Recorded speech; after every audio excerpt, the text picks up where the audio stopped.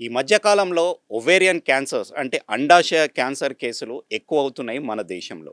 ప్రపంచవ్యాప్తంగా కూడా కేసులు నమోదవుతున్నా మన దేశంకి వచ్చేసరికి ఈ కేసులు చాలా సైలెంట్‌గా చాప కింద నీరులా పాకుతున్నాయి.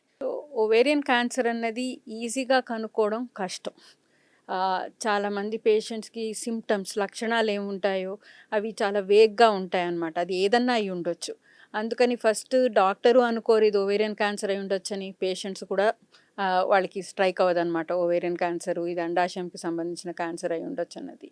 ఈ సిమ్టమ్స్ ఎట్లాంటివంటే కడుపు ఉబ్బరంగా ఉండడము, తినలేకపోవడము, తినంగానే కడుపు నిండిపోయినట్టు అనిపియడము, కొంచెం యాసిడ్ ఫీలింగ్ రావడము, ఆహ్, మెల్లిగా వెయిట్ లాస్ అవ్వచ్చు. కొంతమందికి వెయిట్ లాస్ అవ్వదు. ఎందుకంటే నీరు చేరుకుంటుందనమాట కడుపులో.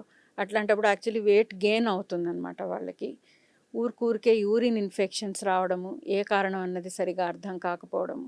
సో, ఇట్లాంటివి ఏ జబ్బన్నా అయ్యుండొచ్చు. చాలా వరకు లేడీస్ ఏమనుకుంటారంటే టైంకి తినట్లేదేమో, పని ఎక్కువైందేమో, స్ట్రెస్ ఎక్కువగా ఉంది, అందుకని ఇలా యాసిడ్ లాగా అనిపిస్తుంది అన్నది. మన దేశంలో ఈ ఉబ్బరం అనిపియడం అన్నది చాలా కామన్ అనమాట.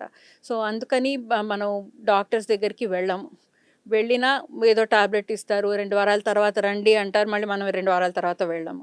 కాబట్టి అది డిటెక్ట్ చేయడం అన్నది లేట్ అయిపోతుందనమాట. సో, మా దగ్గరికి క్యాన్సర్ డాక్టర్స్ దగ్గరికొచ్చేసరికి అది థర్డ్ స్టేజ్ మినిమమ్ ఉంటుంది. హ్మ్.